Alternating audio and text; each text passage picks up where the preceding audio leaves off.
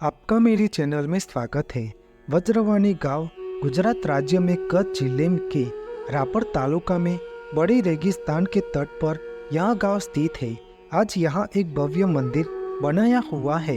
यह मंदिर के अंदर अन्य सभी तीर्थ स्थलों से बिल्कुल अलग नज़ारा दिखाई देता है, क्योंकि यहाँ एक घेरे में कच्छ की अहिरानी 140 महिलाओं की मूर्तियाँ स्थापित है और बाहर एक और बड़ा आंगन है जहाँ दूसरी ओर डोली का पालिया है। यह एक ऐतिहासिक स्थान है।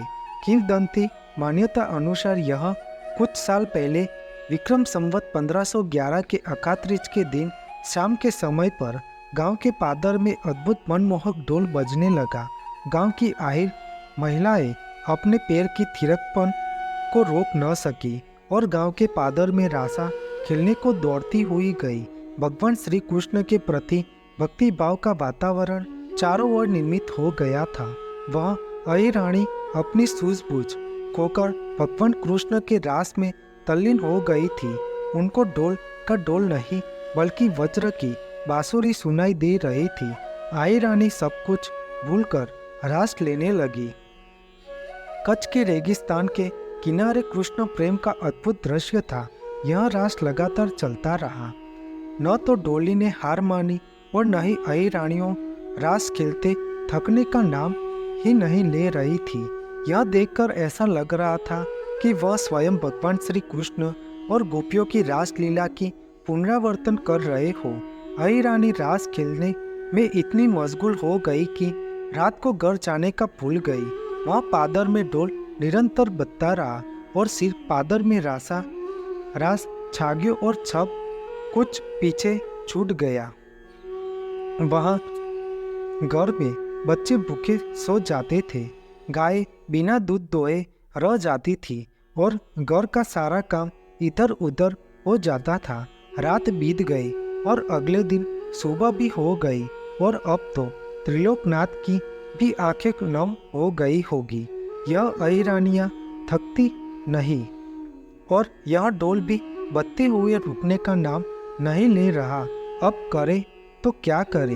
रोकने का प्रयत्न करने में कुछ असफल प्रयासों के बाद आखिर पुरुषों का गुस्सा उग्र हो गया और एक व्यक्ति ने तलवार से डोली का सिर काट दिया और इस त्रासदी का दुखद अंत होता है। इसके बाद जो होता है वह वास्तव में आपको स्तब्ध कर देता है। अपने इस डोली कलाकार की मृत्यु के बाद 140 आहिर रानी महिलाओं ने उनकी चिंता में उन्होंने स्वयं अपना प्राण त्याग कर अंतिम संस्कार किया। यह बिल्कुल सती नहीं हुई क्योंकि उनके पति जीवित थे, परंतु जो ढोल बजता था वह डोली उनका पति नहीं था, लेकिन उसने अहिरानियों को देवी के रूप में रास लेते देखा था। डोली का अच्छा और सच्चाई देखकर सभी अहिरानियां एक के बाद एक ने अपना प्राण त्याग दिया। आज वज्रवाणी मंदिर उनके साथ सती जैसा व्यवहार करता है। इस मंदिर परिसर में 140 बड़े और छोटे पत्थर के स्लैब मौजूद है। उस पालिया कहते हैं जो अपने स्थान को दर्शाते हैं। मंदिर के गर्भगृह में भगवान श्री कृष्ण को नमन करते हुए आहिर महिलाओं की 140 आदम कद मूर्तियां है। उन महिलाओं के मन में क्या चल रहा होगा कि उन्होंने किसी ऐसे व्यक्ति के लिए अपना जीवन समाप्त कर लिया जो उनके कोई संबंध व्यक्ति नहीं था।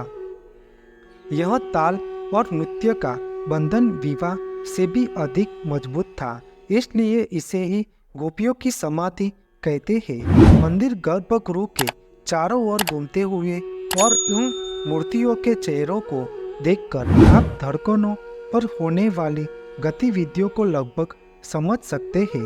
भगवान श्री कृष्ण के प्रति अनन्य प्रेम भाव का प्रतीक सम्मान बड़ा उदाहरण और क्या हो सकता है।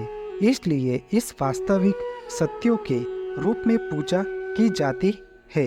आज भी कई लोग वज्रवाणी धाम आते हैं और आहिर की पालियों के सामने शीश लहराते हैं। ध्यान से वह पालियों के कान लगाकर सुनने से वह ढोल बजता हुआ सुनाई देता है। आपको मेरी यह माहिती अच्छी लगी हो तो मेरी चैनल को लाइक, शेयर, कमेंट, सब्सक्राइब करें और बेल आइकन को दबाना ना भूलें। जय स्वामीनारायण।